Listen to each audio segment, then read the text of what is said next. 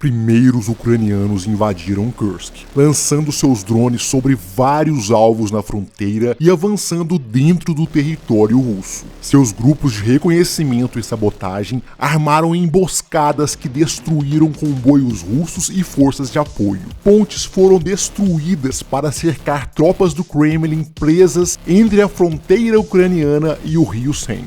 A velocidade assustadora incentivou outras tentativas. Uma delas dentro de Belgorod, com um blindado rumando em alta velocidade para o posto de controle russo na fronteira. Nesses casos, os ucranianos encontraram inimigos preparados, com os morteiros entregando uma tempestade de morte em suas cabeças. Os desafios dos combates nas fronteiras dos países aqueciam a violência da guerra em pleno verão.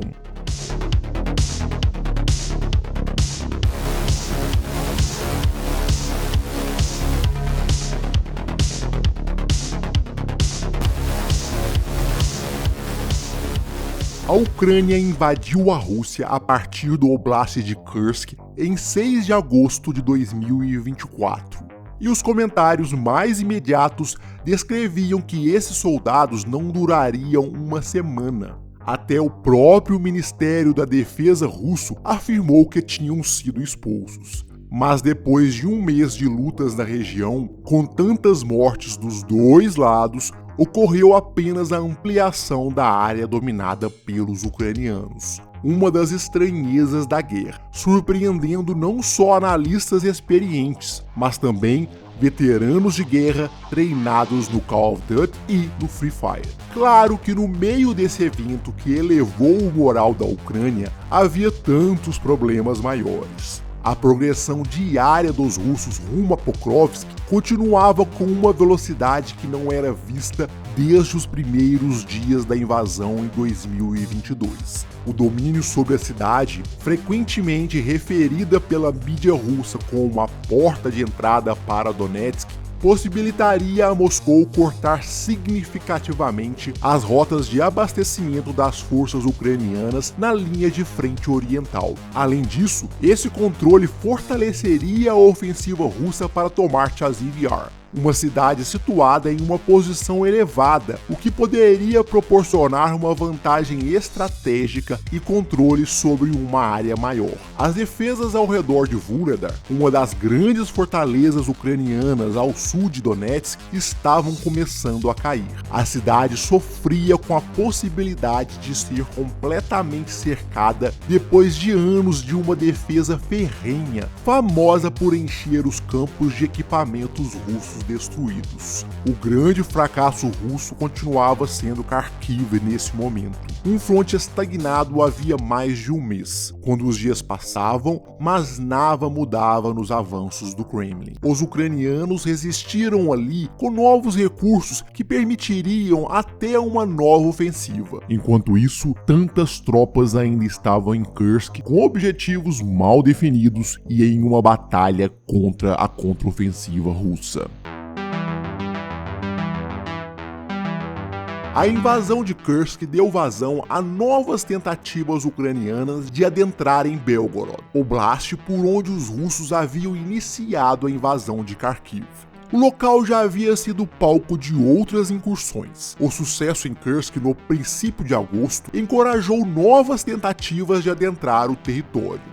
Um tanque na vila de Murom estava preparado para proteger a fronteira, mas não estava pronto para um drone kamikaze atravessar as linhas imaginárias e romper sua blindagem. Na mesma localidade, um caminhão GAZ-3308 foi detectado pela 42ª Brigada Mecanizada. Foi fácil atingir o transporte parado e gerar mais um prejuízo para os russos. A mesma brigada atingiu outro veículo russo que transportava as tropas na fronteira. A menos de 20 minutos dali, em Boshkovka, soldados russos tentaram se deslocar para manter a patrulha das fronteiras ativas. Um drone os interceptou, dando tempo apenas de pularem pelas portas do veículo e o virem explodir.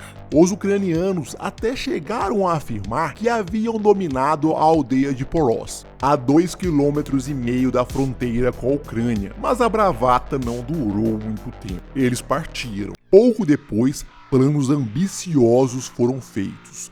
Os ucranianos tentaram uma nova aproximação, um pouco mais distante desses primeiros ataques. A ousadia começou com um blindado seguindo em alta velocidade contra o posto de controle. O caminho foi interrompido por uma mina que brotou com tanto fogo que foi de surpreender como o veículo ainda conseguiu se mover por algum tempo e ainda manter os soldados vivos lá dentro. O fogo ainda ardia na estrada quando os ucranianos buscaram proteção para continuar o avanço. Um disparo de morteiro bateu entre os homens. Os dois tombaram e passaram na fronteira com a Rússia seus últimos minutos de vida. Outro blindado se aproximou com reforços, passando pelo primeiro destruído. Esse não foi parado pelas minas, mas sim pelo bloqueio que os russos haviam criado. Foi uma batida brutal. O solavanco agitou os esqueletos dos soldados, gerando hematomas em seus corpos. Os homens desembarcaram e tentaram criar uma estratégia para avançar sob fogo russo. Os disparos de morteiro vieram depois, batendo fortemente entre os homens. Os ucranianos tentaram se deslocar no meio de tanta fumaça e disparos. Um deles correu sobre a relva, ensurdecido pelas explosões. O próximo morteiro o achou e fez seu corpo desaparecer no meio da fumaça. Novos ataques ao posto de controle, agora com reforço de um BTR, não tiveram sucesso. Os veículos foram parados no meio do caminho. Homens abandonaram um dos blindados, moveram-se com o peito arfando no meio das explosões dos morteiros. A fumaça estava em volta deles, subindo a cada vez que um dos seus ficava no chão. Sem conseguir proteção, foram para o BTR tentando levar os feridos. Um drone kamikaze voou sobre a estrada e atingiu o blindado, acabando com a última esperança de uma fuga rápida dali. O excesso de confiança pelo sucesso em Kursk gerou esse desastre em Belgorod. Ali, os russos estavam mais preparados devido à ofensiva de Kharkiv e às incursões no ano anterior. Os ucranianos não desistiram de atormentar seus inimigos ali. Os chechenos de Kadyrov foram vistos maltratando um gato, o que lhe deu a má sorte de ser encontrado por um drone kamikaze. A 92ª Brigada de Assalto viu os soldados russos se movimentando perto da fronteira. Seus drones estavam caçando inimigos para devorar. A explosão engoliu 2 deles no meio da fuga. Fugir de um drone não era fácil. 2 desses soldados andaram pelo mato tentando não ser visualizados pelos demônios que caçavam no céu. Quando o sinal do drone foi detectado, tiveram que se esconder rapidamente para evitar se tornarem presas como seus colegas. Parecia que os ucranianos estavam caçando para descontar a frustração das mortes nos postos de controle. Seus drones encontraram qualquer lugar em que os soldados estavam se escondendo e ali desovaram seus explosivos. Nada disso valeu para uma nova incursão ou ataque significativo em Belgorod naqueles dias. Os ucranianos continuaram tendo que lidar com os russos em outros locais e um dos mais favoráveis parecia ser Kursk, onde a ideia era cercar e flanquear as posições inimigas. À medida em que a invasão de Kursk se expandiu para o oeste, na direção de Glushkovo, os ucranianos criaram um plano para enfrentar as tropas russas ali estacionadas. O objetivo era cercar esses soldados entre as margens do rio Sen e a fronteira ucraniana. Para isso, pretendiam iniciar ataques por 2 lados. De um lado estava Tyotkino, às margens do Sen. O lugar tinha pouco menos de 6.000 habitantes, além da presença de tropas devido à proximidade com a fronteira. Ao fim de 2023, os ucranianos começaram a enviar seus drones para acabar com o sistema de comunicação e detecção. Os militares russos implantaram sistemas de vigilância visual de longo alcance, UROMP, esses foram atingidos pelos kamikazes ucranianos. Os pilotos de drones rondaram a região. Mesmo com poucos conflitos, mantiveram os russos atentos ao enviarem seus drones na direção dos postos de controle na fronteira. Um dos drones se arrebentou em um deles, assustando os guardas na região pacata, mas sem deixar vítimas. Os russos tentaram começar algumas defesas, mas seus equipamentos foram atacados no inverno. A 110ª Brigada de Defesa Territorial soltou seus drones no ar, partindo a neve que caía do céu enquanto voaram caçando alvos para explodir. O fogo da guerra bateu sobre veículos militares, quebrando as cores monótonas com o vermelho e amarelo das chamas. Os sistemas de vigilância sofreram os impactos explosivos em diferentes posições na vila e nos postos militares. Um dos soldados saiu do carro para a patrulha e viu a tempo que o drone estava chegando. Fugiu da visita mortal a tempo de apenas perceber que teria que voltar a pé para casa. Outros homens em postos de vigilância não tiveram a mesma sorte, sentindo o calor e os estilhaços bem diante de si. A neve ainda caía nos primeiros meses de 2024, quando a Legião da Liberdade da Rússia lançou seus ataques. Os drones atingiram seus alvos, anunciando para os locais que algo pior estava por vir. Os veículos militares foram identificados, juntamente com sua tripulação estacionada nas linhas de árvores. Pareciam tranquilos quando os drones kamikaze desceram sobre humanos e BMP-2. Guardar aquela fronteira pacata estava ficando cada dia mais difícil. A artilharia da Legião foi acionada contra os depósitos de munição dentro de Tiotkino. Os poucos habitantes da cidade viram as explosões eclodirem, surpreendendo-se com o aumento da violência. As explosões foram se tornando cada vez mais recorrentes no decorrer de março daquele ano. As casas com munições entraram em chamas, depois soltando a fúria das detonações. O fogo aumentou, deixando as colunas de fumaça esquentarem o ar gelado do fim do inverno. Alguns jovens ficaram impressionados, enquanto os mais sensatos correram buscando abrigo. Pouco depois surgiu um vídeo dos homens da Legião da Liberdade da Rússia em combate.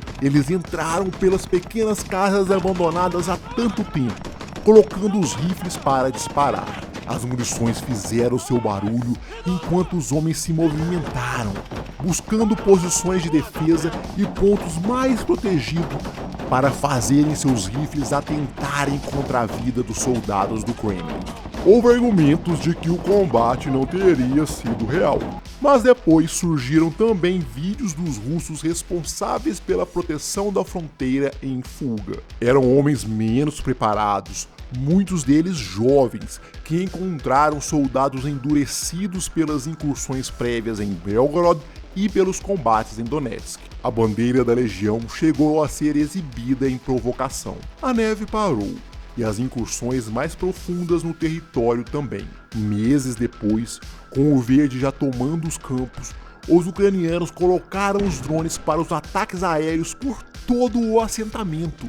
Foram descidas explosivas em alvos variados. Os drones de Kiev procuraram por muitos dos postos de vigilância. Equipamentos de comunicação foram danificados. Os sistemas de vigilância destruídos começaram a cegar os russos. Alguns soldados distraídos foram visualizados pelos ucranianos. Seus drones kamikaze bateram nas portas de suas casas. As explosões encerraram as atividades de algumas áreas militares em Tiotkino. De repente, havia uma breve faixa de terras dominadas pelos ucranianos dentro de Kursk com a invasão em 6 de agosto de 2024. Essa área se expandiu em várias direções até rumar para os lados do oeste. Os drones ucranianos conseguiram sobrevoar Glushkovo. Seu voo pela cidade foi tranquilo, sem interferência eletrônica, até acabar dentro de um veículo russo. Outros deles gravaram o resultado flamejante daquele encontro. Estações de energia também foram atingidas na cidade. Pouco depois, as pontes do rio Sen na região começaram a ser destruídas. Primeiro foram golpes que danificaram a passagem, marcando grandes buracos no concreto. Como os russos teimaram em usar o local, a aviação ucraniana jogou suas bombas para estourar a construção. Com tantas pontes destruídas, os russos tiveram que pensar em outras opções para cruzarem os rios e atenderem às necessidades das tropas do outro lado da margem. As tropas de Moscou começaram a fazer pontes temporárias para fazerem as travessias, mas os ucranianos atacaram com o mesmo vigor. Munições cluster se espalharam entre os veículos e o rio, destruindo tudo que foi preparado. Os estilhaços e esferas voaram contra corpos e blindagem. Os russos enviaram mais desses grupos de engenharia, pois essas pontes eram essenciais. Em resposta, os ucranianos fizeram as hélices dos drones girarem velozmente em busca de destruição. Os drones procuraram pelos veículos que tentaram cruzar as pontes que já estavam preparadas. Equipamentos utilizados para a construção das travessias foram perseguidos pelas munições vagantes. Houve um jogo de tentativa de construção de um lado e destruição de outro. Os resultados eram vistos com preocupação pelos soldados russos que insistiam no processo para tentar auxiliar os colegas presos do outro lado do rio. Enquanto isso, os equipamentos parados nas margens e incapazes de atravessarem foram caçados pelos operadores de drones. Os ucranianos conseguiram criar uma área de difícil acesso para os russos. A margem esquerda do Sen ainda tinha muitas tropas, e elas precisavam ser abastecidas e participarem das rotações. Os planos para expulsar os russos dali poderia ajudar a criar a zona tampão descrita por Zelensky, ao anunciar um dos motivos da invasão de Kursk. Mas o avanço ainda estava lento naquele lado. Em outras áreas, os combates continuaram árduos, com os russos bombardeando os ucranianos ainda mais intensamente. As colunas ucranianas se moveram por Kursk tentando continuar os avanços por diferentes posições. Havia resistência grande em Korenevo, Malaya Lochnia e ao sul de Sudza na terceira semana de invasão. Os ucranianos tinham que enfrentar forças mais organizadas, com o 56º Regimento de Guardas de Assalto Aéreo, a 11ª Brigada de Guardas de Assalto Aéreo e a 810ª Brigada de Guardas da Infantaria Naval. Forças desses grupos utilizaram os TOS-1 para imporem fogo contra as colunas ucranianas, causando a perda de veículos e baixas em meio ao território russo. A pressão contra a progressão dos soldados de Kiev era poderosa. Na guerra moderna, os olhos estavam presentes por toda parte. Isso tornava o efeito das armas mais eficiente, colocando os drones para um voo rápido e certo. Os Lancets podiam ser lançados de qualquer lugar. Seu pouso flamejante nos veículos ucranianos quebrou o avanço de mais de uma coluna. Parte dos progressos ucranianos era composto por caminhonetes com alta mobilidade com lançadores de foguetes improvisados. Essas equipes tentaram se mover rapidamente pelo terreno para agredir as forças russas e permitir o ataque da infantaria. Os veículos ainda em trabalho, detectados pelos drones inimigos, sofreram com os Lancet encaminhando-se para destruir as ameaças. Os ataques constantes dos drones fizeram os ucranianos diminuírem a intensidade dos avanços. Na região sul de Sudza, houve uma parada brusca. Desde a segunda semana, os constantes golpes dos russos criaram uma barreira em Bork. Era uma situação complexa. Os Lancet estavam constantemente no céu, mergulhando ao visualizar blindados como o BTR-60P, que foi explodido na rodovia. Muitos soldados dentro dos veículos viveram esses impactos, sentindo o calor e o estremecimento. Salvos pelas blindagens, correram para as linhas de árvores para ficarem longe das vistas dos drones. Esses combatentes tinham sorte, pois muitos dos equipamentos de fato resistiam bem aos impactos, ficando inutilizados, mas mantendo os homens vivos. Outros, ainda atordoados, demoraram para correr. Lá de cima, demônios menores que os Lança, mas ainda mortais, desceram para capturar suas vidas no meio da fumaça. Os ucranianos perderam toda a chance de entrar em Korenevo com uma contraofensiva russa em 10 de setembro, algo que coincidiu com as perdas de territórios mais a oeste. A nordeste e a leste, os ucranianos fizeram novas ofensivas. Um de seus tanques rumou para Olgovka, onde parou entre os campos disparando o canhão. Aquele era um tanque PT-91 Tward, uma versão polonesa do T-72 soviético. O drone russo assistiu ao ataque até o kamikaze conseguir se aproximar o suficiente para explodir sobre o blindado. Aquele tanque era fabricado na Polônia, mas tinha a herança soviética das explosões que enviavam as torres para o espaço. As chamas e a fumaça mantiveram o sinal da guerra se aproximando de Olgovka e Kremianoi. Outro T-72 que tentou prosseguir foi barrado. A tripulação fugiu antes que o kamikaze surgisse para detonar de vez a máquina.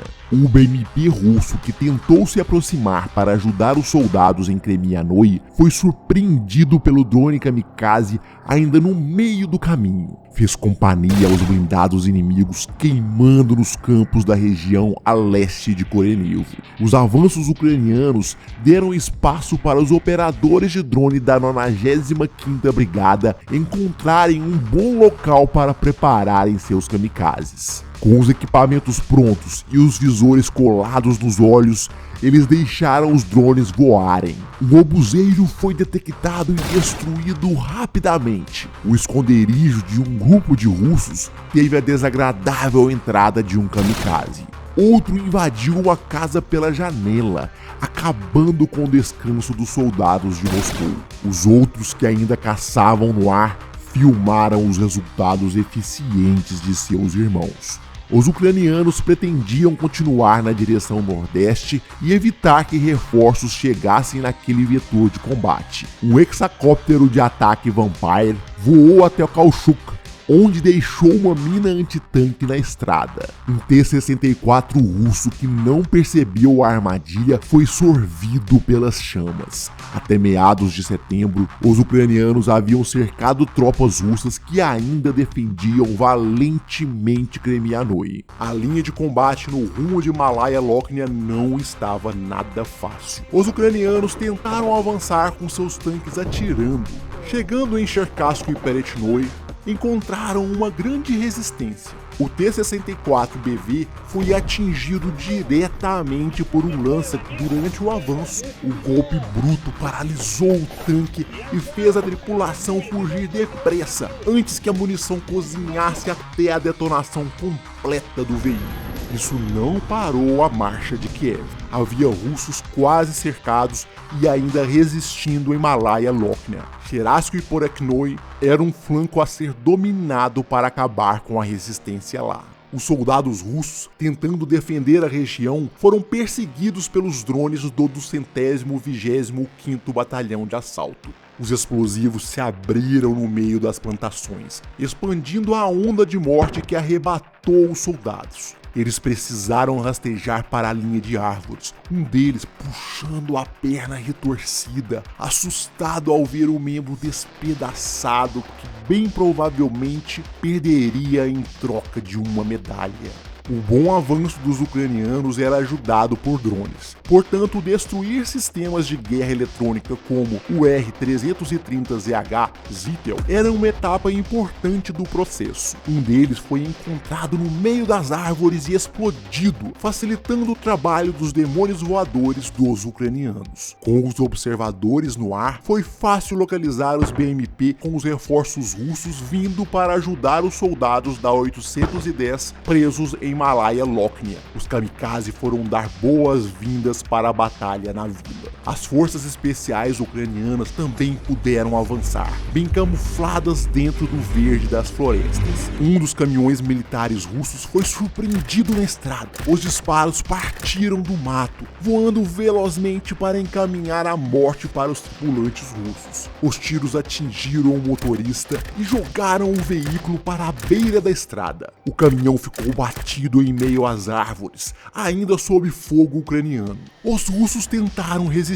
Um disparo potente dos ucranianos explodiu na traseira, jogando soldados adversários no chão. O cerco foi se fechando. A guerra começou a se despedir dos russos na medida em que os projéteis entravam em seus corpos. Uma granada arremessada ensurdeceu os homens e deixou alguns cambaleantes. Disparos de metralhadoras desfizeram de vista o equilíbrio. Mais cadáveres ilustraram a tragédia da guerra no solo russo. Os ucranianos se aproximaram do veículo iluminado pelas chamas para terminar o trabalho. Quem tentou atravessar a rua para o outro lado foi perseguido pelos rifles até se tornar parte dos mortos. Os soldados voltaram-se para o caminhão em chamas, certificando que os inimigos estavam finalizados e recolhendo os troféus. As bombas planadoras ucranianas também estavam entrando em ação em Kursk. A GBU-39 podia planar por mais de 100 quilômetros, levando calmamente 100 kg de explosivos. A perseguição contra os caminhões com apoio continuou com os drones. Eles se transformaram em grandes piras nas estradas, ao ponto em que Malaya Lochnia se tornou uma posição perdida. Alguns russos conseguiram ainda sair do local, mas deixando as vidas de tantos dos seus e alguns que ficaram dentro das construções, cercados pelo enxame de drones que exumia nos ares. Os demônios voadores eram ameaças pequenas enviadas pela 95ª, mas cada um deles tinha a precisão da foice da morte, arrebentando as construções em Malaya Lochnia, onde os últimos russos que se recusavam a se render seriam enterrados e queimados. A cidade foi dominada e mantida. Em meados de setembro, o vetor leste parecia consolidado para os ucranianos, enquanto no oeste, uma nova batalha em Glushkovo e Snagost florescia com estratégias que muitos aguardavam pelo resultado. Tudo podia mudar com as surpresas nesse fronte onde a mobilidade era uma arma essencial, diferente da guerra de trincheiras no Donbass. A contraofensiva russa seguiu firme e mais batalhas eram prometidas no vetor oeste. Os ucranianos precisavam se decidir.